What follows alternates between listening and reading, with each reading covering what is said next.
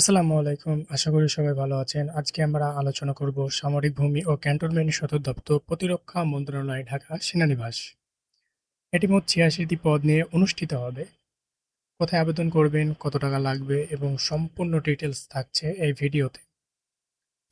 আমরা প্রথমে যে প্রথম পদটি দেখতে পাচ্ছি, সহকারী প্রকৌশলী সিভিল।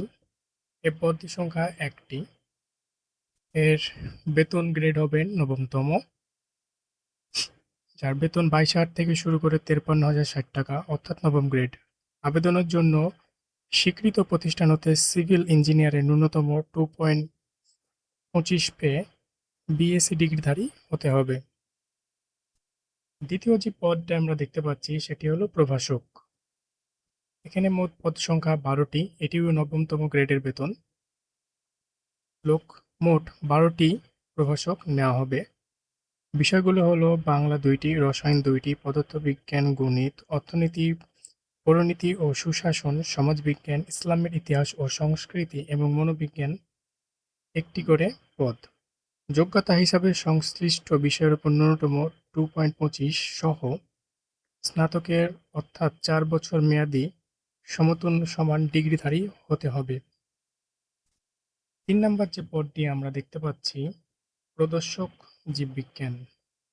পদ সংখ্যা ১টি, বেতন নবম গ্রেডের। উদ্ভিদবিদ্যা, প্রাণীবিদ্যা বিষয়ে 2.25 জিপিএ সহ স্নাতক সম্মান ডিগ্রি থাকতে হবে, আপনি আবেদন করতে পারবেন। ৪ নম্বর যে পদটি আমরা দেখতে পাচ্ছি,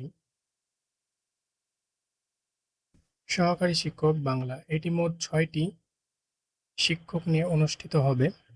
এখানে মোট পদ সংখ্যা ৮টি দেওয়া হবে। বিএনডি প্রশিক্ষণ দপ্তরের জন্য নবম গ্রেডের এবং বিডি এর ছাড়া গ্রেডের বেতন দেওয়া হবে। ৩০০ নম্বরের বাংলা সহ স্নাতক বাংলায় ডিগ্রিধারী হতে হবে, তাহলে আপনি এটিতেই আবেদন করতে পারবেন। জুনিয়র শিক্ষক ইসলাম ও নৈতিক শিক্ষা, পদ সংখ্যা ২টি। ফাজিল ও সমানের ডিগ্রিধারী থাকলে আবেদন করতে পারবেন। পদ নাম্বার ৬টি, জুনিয়র শিক্ষক চারুকলা। পদ সংখ্যা ১টি, 2.25 সহ ব্যাচেলর অফ আর্টস ন্যূনতম 2.50 পেয়ে আপনাকে ডিগ্রিধারী হতে হবে অথবা সমতুল্য ডিগ্রি আপনাকে অর্জন করতে হবে। ৭ নম্বর যে পদটি দেখতে পাচ্ছি, এ পদ সংখ্যা মোট ৬০টি। জুনিয়র শিক্ষক নেওয়া হবে। যেকোনো বিশ্ববিদ্যালয় থেকে শুধুমাত্র স্নাতক বা ডিগ্রি পাশ করলেই আপনি এ পদে আবেদন করতে পারবেন।